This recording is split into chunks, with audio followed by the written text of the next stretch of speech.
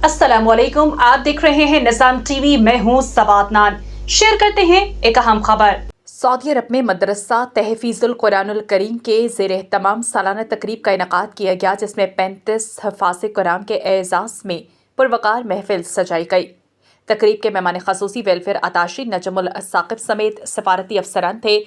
मदरसे के मुशर्रफ अल शेख मूसा बिन अल गामिदी, मौलाना अब्दुल मालिक मुजाहिद, क़ारी मोहम्मद असद इकबाल ने अपने तासुरात में कहा कि ऐसे रूपरवर प्रोग्राम्स में शिरकत से लोगों में दीन इस्लाम और कुरान करीम से मोहब्बत मज़ीद उजागर होती है और नई नस्ल की दीनी तरबियत को फ़रोग़ मिलता है। और सऊदी क़यादत का ख़ुसूसी शुक्रिया अदा करते हुए कहा कि सऊदी अरब में दीनी तालीम के फ़रोग़ और बच्चों को कुरान और सुन्नत की तालीम फ़राहम करने में भरपूर ताउन किया जा रहा है।